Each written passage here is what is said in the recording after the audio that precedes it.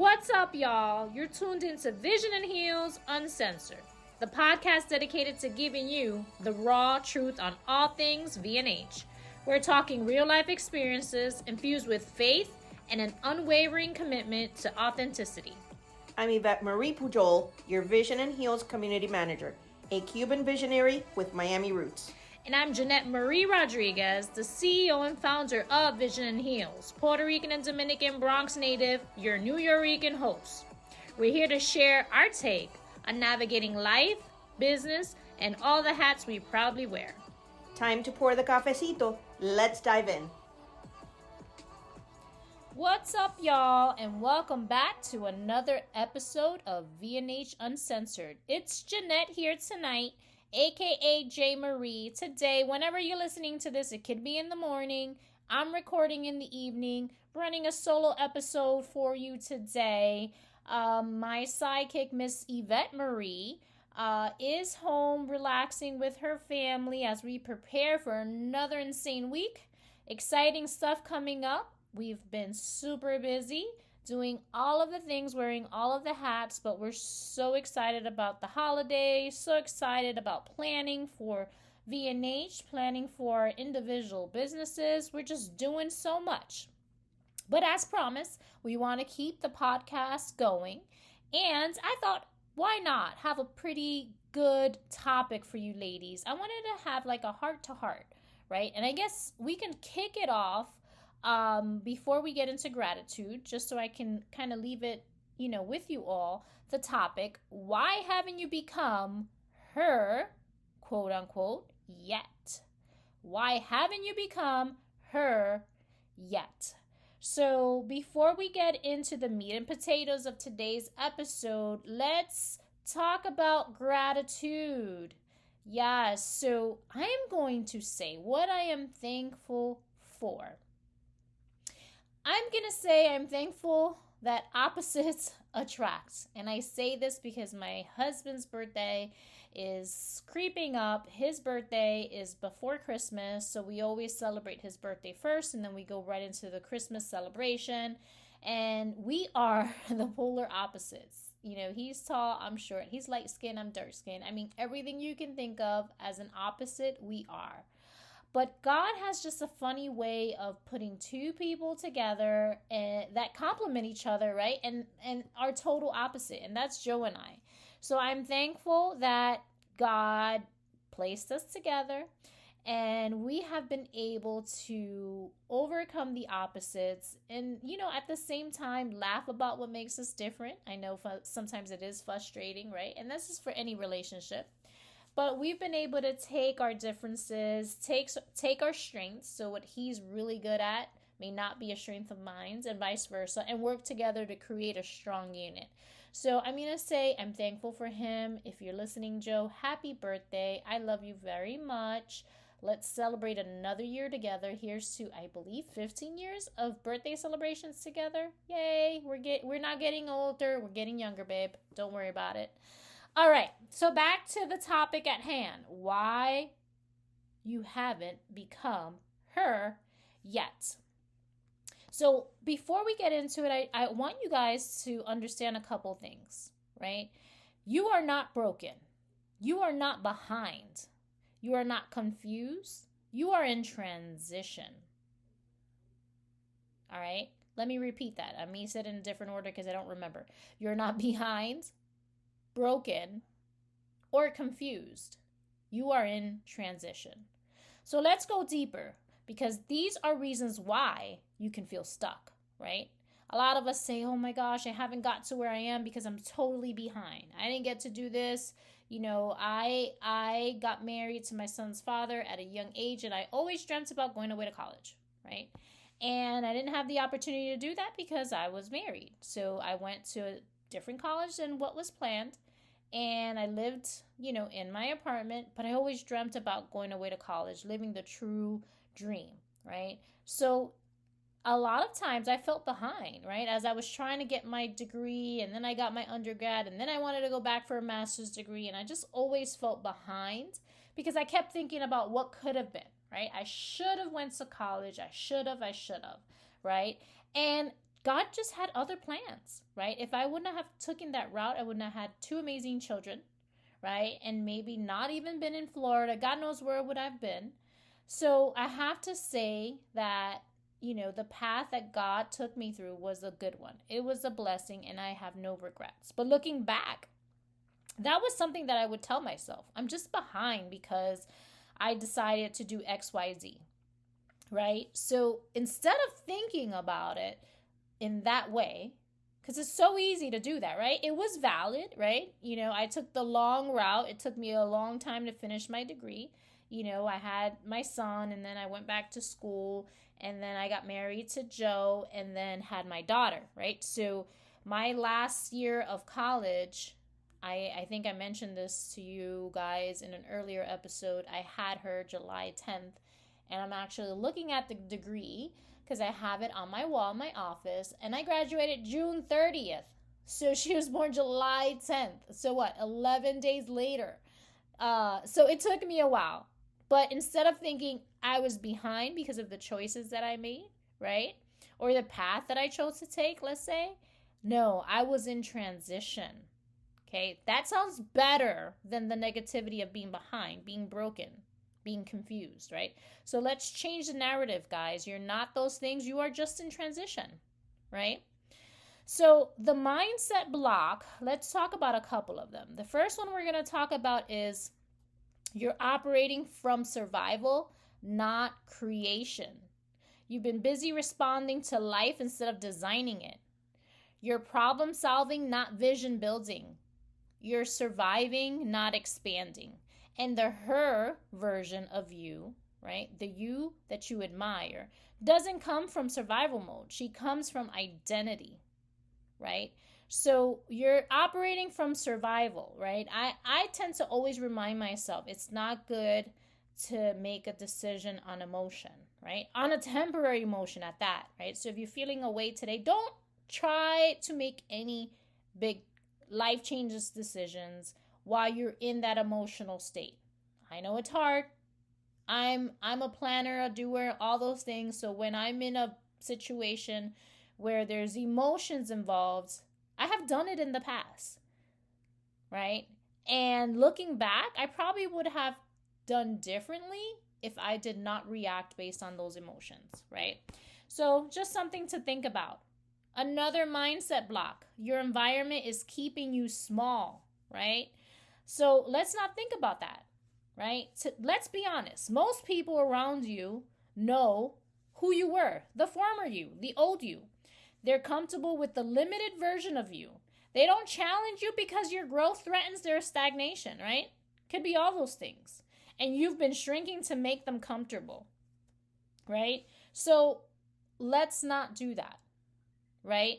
If you feel like the people around you are the reason, right? Are your blocker. Well, maybe they're not even doing it with any malicious intent. They just don't know who you're trying to become, right? If they love you, you can tell them, hey, this is what I got going on. It's going to require some focus. So please don't get offended or feel like I'm trying to be better than you, but this is kind of where I'm at in life. And this is my goal. And if they love you and they're meant to be in your life, they will understand, right? And maybe even ask you, hey, is there anything I can do to help? Right? So just think about that. Another mindset block. You haven't given yourself permission. Oof. Give yourself permission to evolve. Give yourself permission to outgrow. Give yourself permission to want more. And give yourself permission to choose yourself. Now that is a tough one, guys, because ladies, in general, we are made to be nurturers, right? We want to make sure everyone's protected and we're given to everyone, and we want to do all of the things, right? As moms, as wives, as, CEOs, as managers, whatever role you're playing, we want to be protective. We want to give our all, right? But what happens when you need, right? And I always say this, you can't pour out of an empty cup. So thinking back, listen to what the stewardess tells you when you're on a plane, right? If the oxygen level drops and you have a child on your lap, put oxygen on yourself first, then to your child, right? As a mom, that thing drops with the masky, the little masky you put behind your head, and you're going to automatically put it to your child, right? I think that's kind of everyone's first instinct as a mom. But they're telling us to make sure we have oxygen first to then be able to perform, to provide oxygen for our child, right? So it's the same thing in the real world. Make sure your cup is full. Why? Because if your cup is full, now it's overflowing. And those that are around you, those that you love the most, will get from that overflow, right? You're going to be at a better place, at a happier place, right? And our husbands and our children or our parents or significant others, whomever that we have around us that are those that we truly love and adore, they're going to be happy to see you happy, right? So make sure you take care of yourself. No one is going to crown you. So make sure you crown yourself. All right, guys. So the transformation process that nobody talks about. Transformation is not a glow up. And I got that word from my daughter. She's always talking about the glow up. This summer, I'm going to have a glow up. Everything is a glow up, right? But transformation is not a glow up. It doesn't feel cute. It's not aesthetic, right? My daughter talks about everything being aesthetic. It's disruptive. It's uncomfortable, right? Anytime you change, it's going to feel uncomfortable, right? It's so easy to stay in our daily tasks, because it's what we know. The unknown is uncomfortable, right? It's lonely sometimes, right? Sometimes God calls us and prepares us at a time where he's saying, okay, be by yourself for a little bit, grow, evolve, right? And sometimes that requires you to stay away and just kind of be in tune, be one with God, right? And what do you do then, right? So it can become lonely. So everyone thinks about this transformation, right? Because you only see the end result, right? And I love HGTV. I watch it every day. You see 30 minutes. You see where it started. The house is all like broken, walls are broken, things are broken, there's leaks, and then 30 minutes later, it's a perfect house. It's beautiful, it's transformed. Oh my goodness, you love it. So everyone wants the transformation, but they don't take into account that getting to that end goal is not cute. It's not a glow up. It's going to be all the hard work, right? So be prepared for it, right? That's part of the process no one talks about, but it's needed. You need to have that transformation for a change, right? So the process kind of looks a little bit like this. Your first phase is the awareness. You start noticing things that used to feel normal, relationship habits, jobs, and realizing that they don't fit you anymore. Things look different, right? The people that you're around, now you're looking at them with different eyes. The conversations just sound different, right? Things you used to enjoy, you don't no longer enjoy them, right? And that's where you can come to a place where you can say to yourself, I can't keep doing this, right? And that's okay. That's the awareness phase. You're aware that something's not right, right? The second phase after that is the disruption phase. Everything feels messy. You're going to question everything. You're going to lose people. You may, lose relationships, and that can hurt sometimes. Your old identity, who you used to be, is now no longer accurate, right? Who you used to be is no longer in existence, right? What do you do then? Right? But the new one isn't formed yet. So you're kind of like in that in between, right? And here's where some people just quit. They're like, oh, I'm not who I used to be, but I don't quite know who I am. So I'm going to stay somewhere in this middle part that feels yucky, but I'm going to stay here because I don't know what to expect if I go forward, and I don't really like where I was when I went backwards. So I'm going to stay in this mid-muddy is what I like to call it, the mid-muddy phase, right? And this is where you can quit. And this is where a lot of people quit, right? I have quit in this phase. This is why I'm telling you guys, right? I don't want to be who I used to be. I'm working towards a new person, and then I find myself in the middle. Oh, it's too much work. I don't even know if this is worth it, so I'm going to stop. But I'm already too far ahead to go back to who I used to be because I already am aware of not wanting to be that person. So I can't go back to that. I already know I want more. I'm not going to go back to it. So now I'm in the middle, and I'm going to stay in the middle, and I'm going to throw myself a pity party, right? I've done it. I've done it, guys. What I'm saying is keep fighting. Don't quit in this phase, right? The next phase is the rebuilding. You start choosing intentionality, right? You start designing your life, right? You start aligning your actions with who you want to be. You're not fully her yet, but she's emerging. You're starting to see it, right? That shine is starting to pop out. You're starting to see those sparkles coming out. This is nice. This is the rebuilding phase, right? And then phase 4 is the embodiment. This is where you wake up and just realize, okay, I am her. I've been her. And the only difference between you then and you now is that you actually started to act like it. Guys, this is like mind-blowing to me, right? So the difference is of who I want to be and who I am is going to depend on how I'm acting. Is that what I'm saying? Yes, ladies and gents, if there's a couple of guys listening, yes, it's how you are acting that will determine. Oh my goodness, right?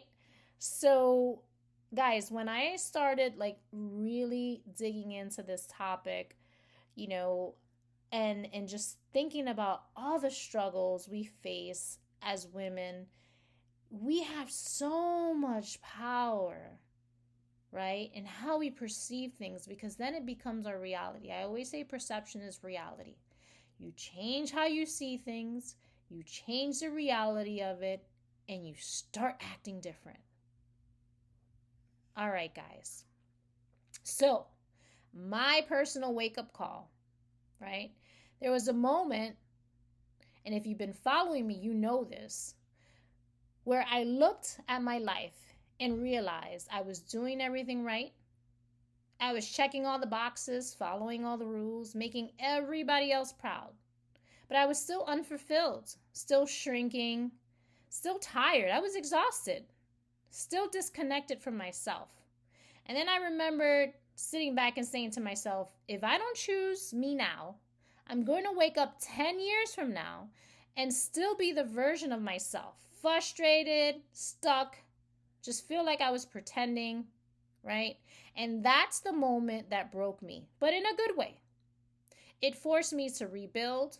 It forced me to choose identity over fear, right? And fear is tough, right? Fear can change that whole perception. What I mentioned earlier, how perception is reality. Fear can make things seem so real. Like you're perceiving something, you like create this whole like novela.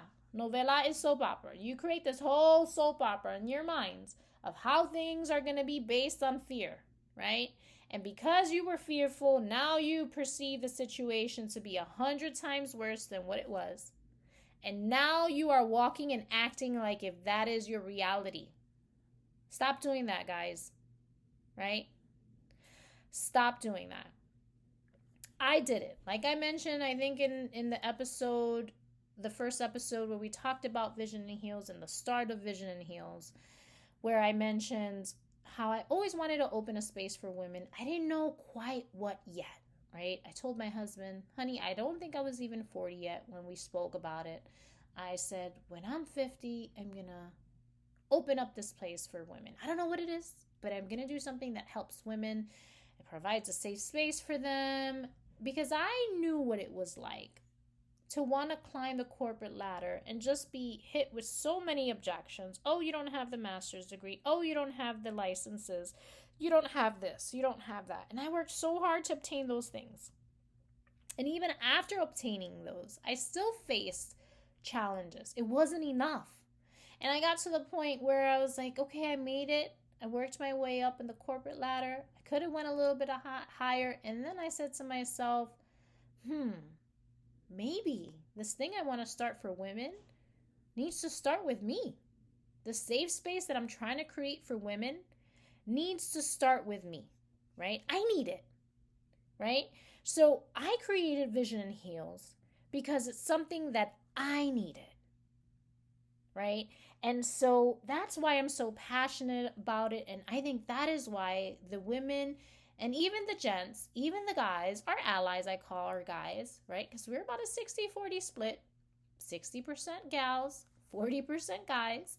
They can feel my passion towards Vision and Heals because I needed that space to be me. I want to go in there and come in with all the baggage and all the weight on my shoulders and know that I'm safe, right? I can sit next to another female, another member, and not be judged, right? I can talk about dreams and aspirations and they understand. They don't look at me like I'm crazy and oh my gosh, here she is with another idea. They actually help me create ways to make it happen, right? So in thinking about what I wanted to create when I was in my 30s and I told my husband, I'm going to do this in 12 years, right? I fast forward and created it a lot sooner. So I was in my 40s when I started Vision and Heals. And I swear I did it because I needed it, right? It became my safe space, right? And then I attracted people that needed just the same. And they became my people. And it was awesome. And it is awesome, right? So, and it goes back to my passion with finances, right? I grew up very poor. My parents always took care of us and made sure we had nice things, but it was a sacrifice for them to give us the life that we had, the nice things and the things that we were able to obtain. So I always looked and said, I see their sacrifices, right? And I thank God that I was able to see those things because it made me appreciate a dollar, right? But I also had a different mindset. I said, wait a minute. I'm going to teach myself how to be wise with money, right? So even if I make, and this was times where minimum wage was $4, right? I was a teenager, my first job, I think it was $4 an hour at a supermarket. I don't even remember. I think cashier supermarket at a local supermarket. And I remember thinking, okay, I'm going to work 20 hours because I think at a certain age, you're not allowed to work more than 20 hours. I think when you're 14, the max is 15 to 20 hours, something to that effect. This was a long time ago. And so I had to figure out, okay, so we're talking $80, if that, after taxes, right? And so when I was a teenager back then, right, Jordans, which are now coming out, all the Jordans that were out then are now back out now. I should have just saved them all and sold them. But I wanted Jordans. And so after working 20 hours, I barely had $80. So I told myself, okay, I have two options. I can go buy the Jordans. Well, I still had to save. I had to wait another paycheck to buy the Jordans. Or I can buy something that I like that may not be Jordans and kind of create my own style, right? And I would have to go to the outlets or like the discount stores and I would create my own style, right? And with $80, I came home with bags of stuff. Like I was just so aware of money, how much it took to make money, the bills that needed to be paid, right? Back then, HBO was the only cable option we had, right? When cable came to our street in the Bronx, we were so excited and we only were able to have HBO. And I think back then probably was a few dollars, maybe under $20 a month. And I told my mom, I want HBO.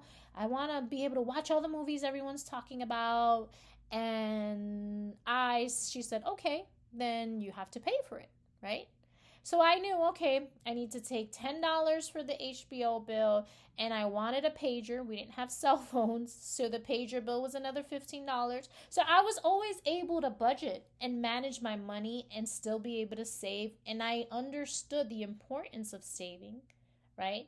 Just by seeing the struggles of my parents, right? And growing up the way I did, which is why it was so important for me to work on teaching others about finances, right? For those of you that do not know, I have created a budget course and I've been teaching this for years, right? I started teaching our youth when I was still a youth. I probably was like 18 or 19 years old when I started working with high school kids on how to budget, right?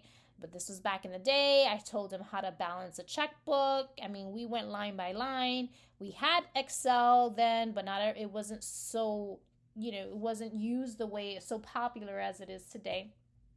And I still helped them create a basic Excel spreadsheet, right? I wanted them to be able to think about all the money they spent. So I had them like literally performing audits at 15, 16 years old. Okay, how much money do you spend on chocolate bars? How much money do you spend on your movie night with your friends? How much money do you spend on, McDonald's runs?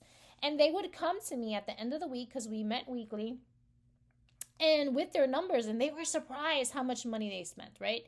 So then when they were like pushing, okay, I want to save up for a car, right? A lot of them at that time were preparing for college and they wanted a car. I'm like, okay, this is how we're going to do it, right? And I was able to help them, through that journey, and I was so excited. So something that I always wanted to do is to teach finances. And with Vision and Heels, that I have the platform and I have the location, I've taught this a few times in Lunch and Learns, but I always like to go back to the basics. And even with business owners, like, let's talk about how you deal with finances. Do you know your numbers, right? So with J. Marie, which is the consulting stuff that I do, I've created a free course, right?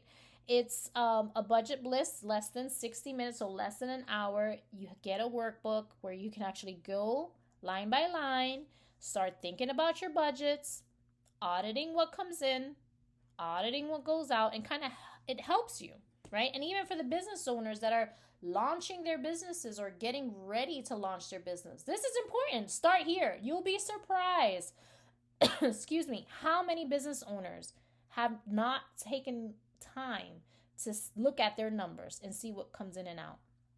I'm telling you guys, if you don't, I really hope you have an accountant or someone looking at your numbers, because a bookkeeper, because this is important.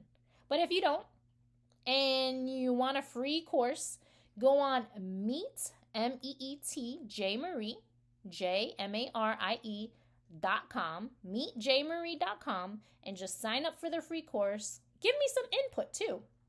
Like I said, I've been teaching this for a long time. So if you think do more of this and less of that, please give me the input. But guys, I'm so passionate about this because it's what helped me.